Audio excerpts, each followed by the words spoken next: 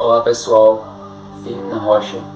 Indo direto ao ponto, esse vídeo aqui é decorrente do vídeo anterior, porque surgiram algumas dúvidas de qual é a minha denominação, de que religião eu faço parte, de qual é o meu segmento religioso. E hoje eu vim aqui para responder essa pergunta. Então, basicamente é o seguinte, pessoal. Depois que eu entendi aquela verdade sobre o real formato da Terra, sobre a cosmologia verdadeira, beleza, eu entendi, né? Realmente existe um Criador, né? Sou convicto nisso. Agora eu preciso o quê?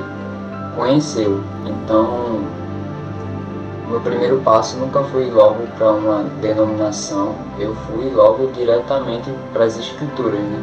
Porque o Criador se revela pela criação, mas ele se torna conhecido somente pelas Escrituras, né? Em João, capítulo 5, no verso 39, Jesus vai falar assim: examinai as Escrituras, porque supondo que nela a vida eterna, e são elas que testificam ao meu respeito. Ou seja, é lendo as Escrituras que a gente vai conhecer verdadeiramente o Criador, o caráter dele, o que ele gosta, o que ele não gosta, qual é o plano dele para a minha vida, o plano de toda a humanidade, para o mundo e etc. E essa forma que é a correta, né? Se você quer buscar o Criador, você quer conhecer o Criador, não é indo a uma denominação, a um templo físico. É através das Escrituras que você vai conhecer o Criador. Porque o que é que pode acontecer se a pessoa inverter? Em vez de antes ela ir conhecer as Escrituras, conhecer o Criador através das Escrituras, ela ir a uma denominação. A pessoa pode chegar lá na denominação e, beleza, são pregados algumas verdades, mas tem misturado ali algumas mentiras. A pessoa vai acabar engolindo tudo, por quê? Porque ela não tem discernimento, ela não tem um crivo para saber o que é certo, o que é errado. Então ela só vai acabar só aceitando e isso ela pode se comprometer de algum jeito, né? Ela pode ser induzida ao erro e acabar caindo em maus lençóis. Então não tem como a pessoa discernir uma doutrina verdadeira de uma falsa se ela antes não conhece, não tem intimidade e não gastou tempo ali com as Escrituras. A Bíblia é o crivo para saber o que é certo e o que é errado. Então basicamente a gente tem que seguir o exemplo dos bereanos. O que os bereanos faziam? A Bíblia vai elogiar eles porque eles examinavam as Escrituras todos os dias para poder saber se aquilo que estavam falando para eles era verdadeiro ou se era falso. Então o primeiro passo é esse. Se a pessoa decidiu, quero buscar o Criador, quero conhecer o Criador, não é indo a um templo, não é indo a uma denominação, é indo nas Escrituras. Essa é a maneira correta. Porque assim, se a pessoa não começa por essa ordem, lendo primeiro as Escrituras, conhecendo o Criador, indo para uma denominação, ela vai estar muito suscetível ao erro. Então, logo no meu processo, quando eu comecei a minha leitura ali nas Escrituras, eu sempre assim tinha em mente, né? Sempre esse primeiro pensamento de querer conhecer o Criador. Mas eu sempre pensava, acho que eu tenho que buscar, né, uma denominação para fazer parte assim, não sei o quê. Mas aí eu sempre ficava lendo a Bíblia, tentando reconhecer ali o que é certo e o que é errado, buscando esse discernimento para poder escolher de uma maneira mais assertiva, né?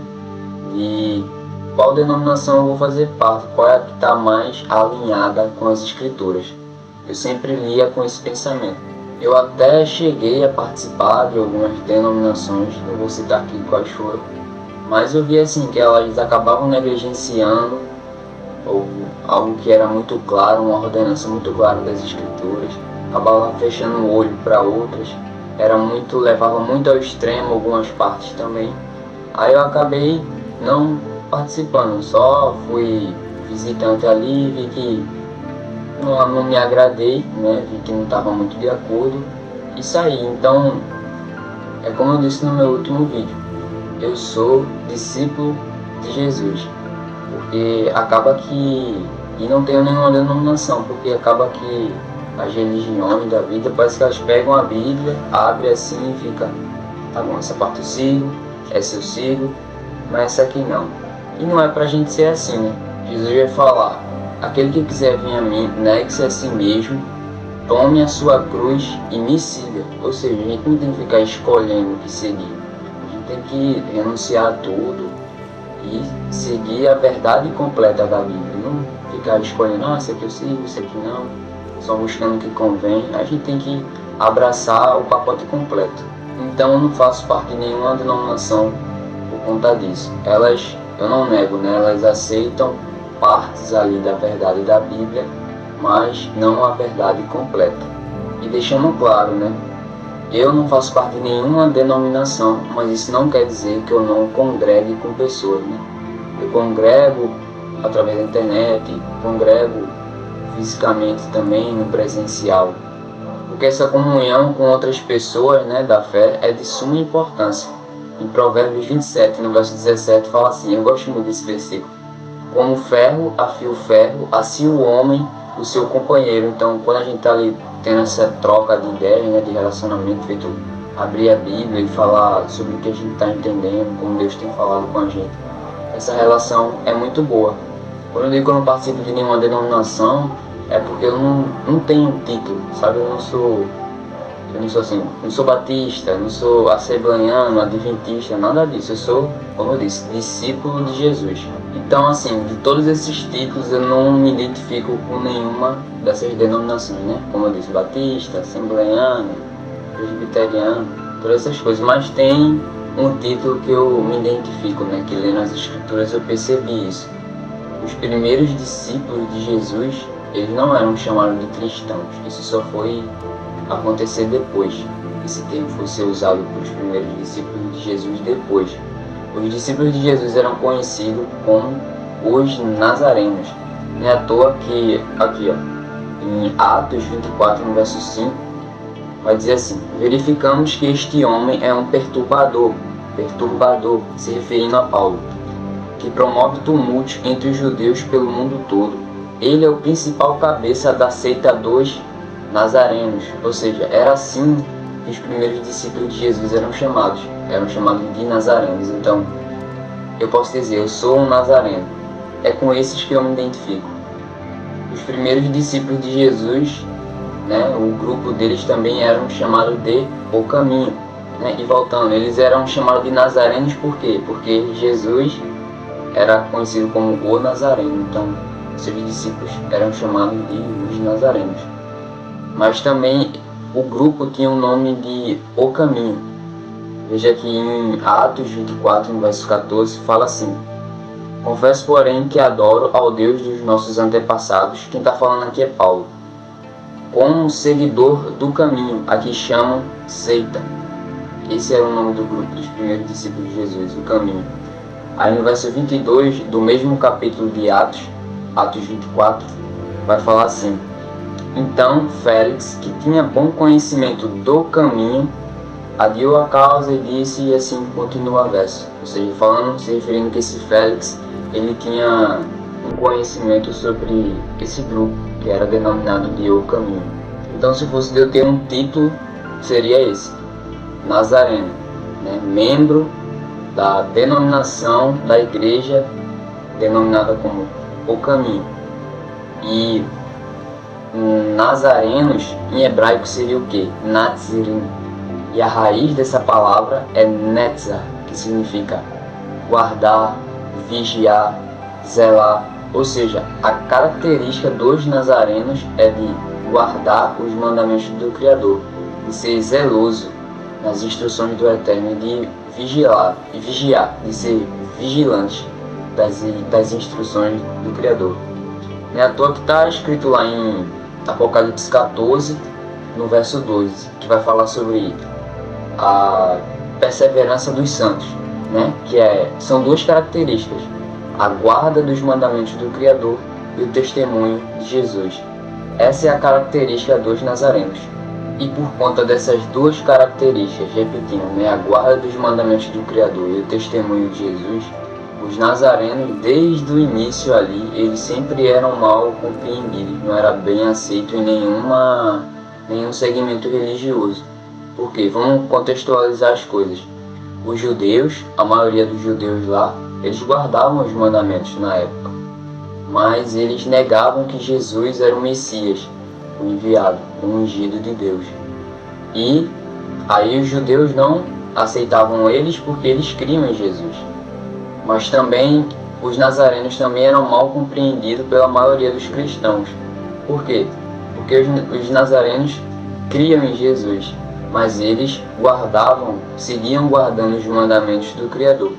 Eles continuavam fazendo jus ao nome dele, né, de ser vigilante, zeloso, guardião da Torá, né, que é traduzido para a gente aí nas traduções como lei, a instrução do Criador. Eles continuavam, ou seja, eles ainda continuavam guardando o dia de Shabat, né, que é o dia de descanso, o quarto mandamento. Eles continuavam tendo uma alimentação bíblica, seguindo as instruções que estão lá em Levíticos 11. Eles guardavam as festas bíblicas, a circuncisão, tudo isso. Então eles acabavam sendo mal compreendidos por esses dois grupos.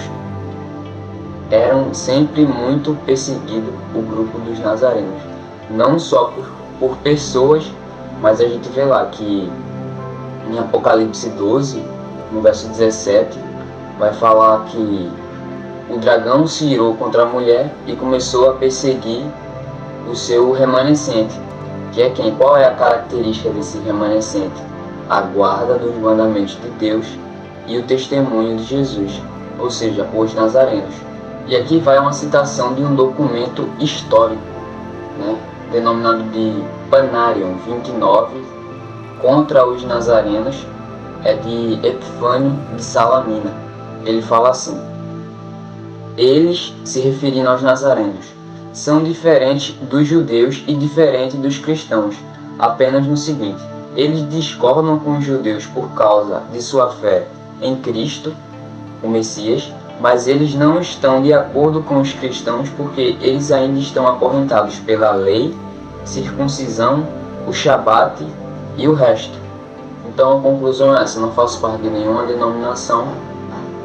Eu chegaria a fazer parte daquela que se assemelhar o máximo possível dos nazarenos, ou ser 100%, né?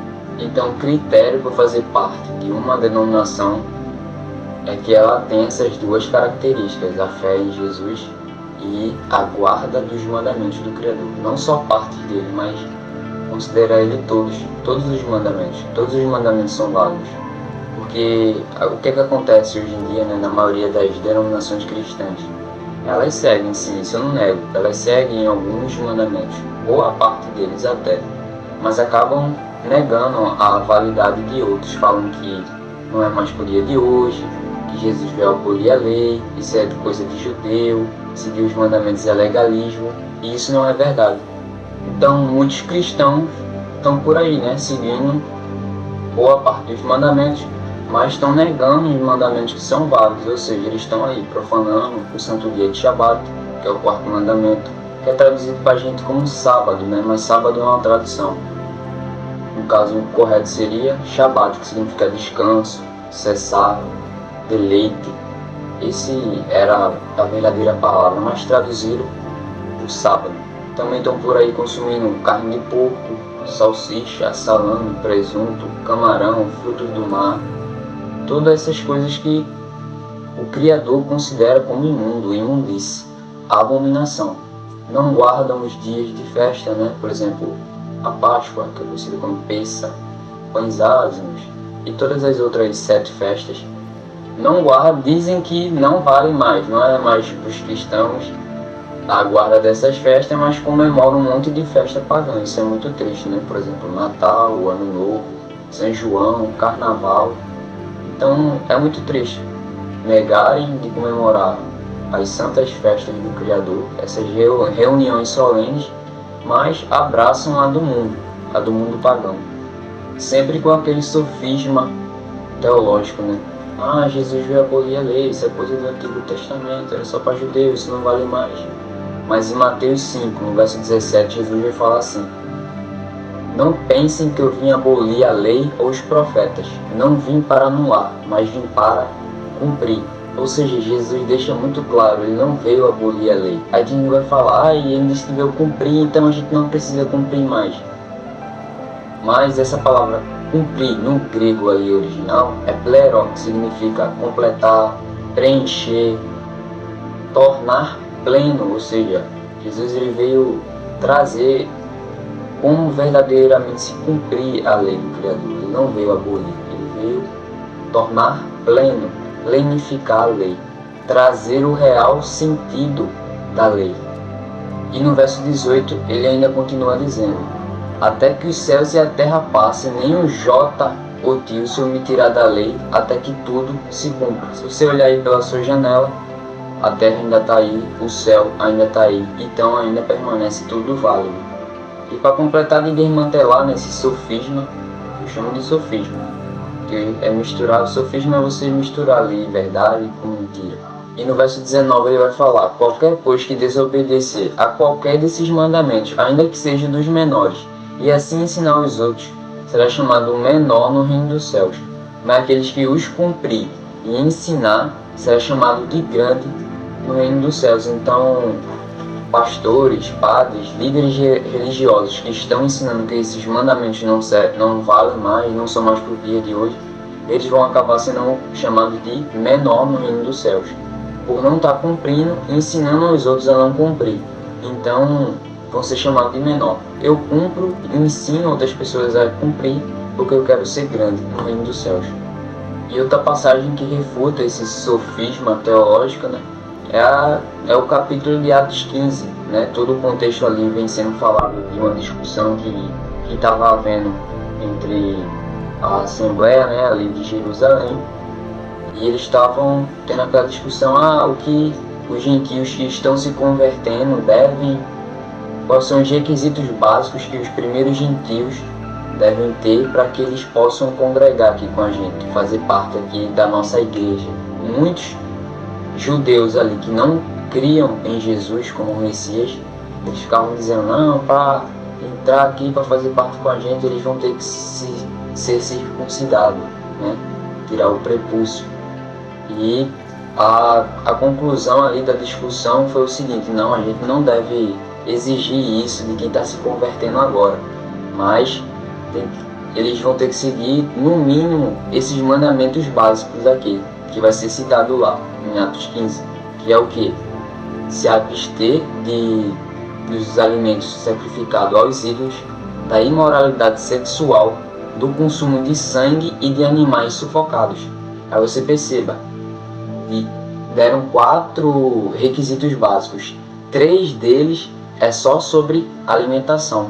Então, fica evidente que esses mandamentos alimentares, né, eles são válidos sim para os dias de hoje, porque o Messias já tinha sido o assunto aos céus, eles continuaram seguindo esses mandamentos, e os gentios que se convertiam, eles tinham que seguir esse tipo de mandamento também. E os mandamentos do Criador, esse de alimentação, de descanso, não é só para os judeus, mas é para toda a humanidade.